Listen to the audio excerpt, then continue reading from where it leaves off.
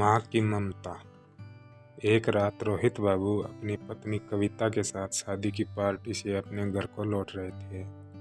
रात ज़्यादा होने की वजह से कोई सवारी गाड़ी नहीं मिल रही थी। रोहित बाबू का घर मुश्किल से 3 किलोमीटर की दूरी पर देहरादून की एक पहाड़ी पर गांव में था।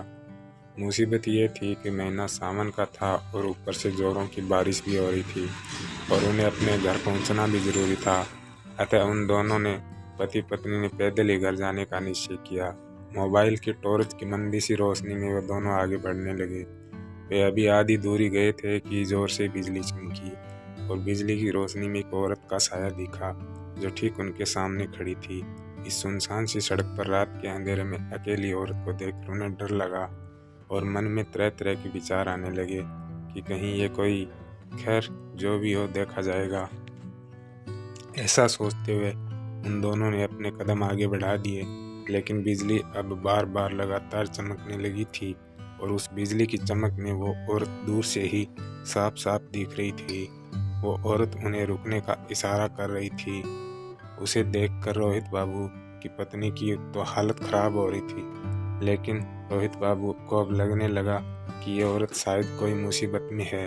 रोहित बाबू जब रुके तो वो औरत उनसे हाथ जोड़ते हुए बोली, भाई साहब प्लीज़ मेरी मदद कीजिए।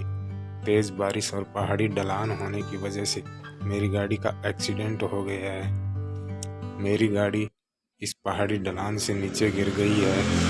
इसमें मेरी 1 साल की मासूम बच्ची है। प्लीज़ आप दोनों उसे बचा लीजिए।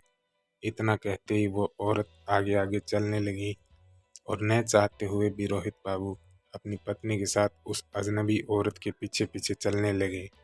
लेकिन एक अनजाने भय से उन दोनों का दिल जोर जोर से धड़क भी रहा था। जैसे ही वे दोनों पहाड़ी से नीचे उस गाड़ी के पास गए तो उन्होंने देखा कि गाड़ी में एक प्यारी सी मासूम बच्ची रो रही है। रोहित बाबू ने बच्ची को गाड़ी से निकाला तो पाया कि बच्ची बिल्कुल ठीक है। रोहित बाबू ने उस बच्ची को अपनी पत्नी की गोद में दे दिया। फिर रोहित बाबू को लगा कि ड्राइवर की सीट पर भी कोई है। जब वो आगे जाकर देखे तो उनके होश उड़ गए, क्योंकि ड्राइवर की सीट पर वही औरत खून से लथपथ होकर मरी पड़ी थी। रोहित बाबू को अब सब कुछ समझ में आ गया था। वे दोनों पति पत्नी बच्ची को अपने गोद में लेकर अपने घर की तरफ आगे बढ़ गए। रास्ते में उनकी पत्नी ने उनसे पूछा, वो औरत कौन थी? फिर वो औरत दिखाई क्यों नहीं दी? कहीं वो कोई? रोहित बाबू बोले, वो एक माँ थी, मरकर भी अपने बच्चों के लिए तड़पती है, जो वही एक माँ थी। रोहित बाबू की ये कहानी सुनकर मेरी आंखों में आंसू निकल गए।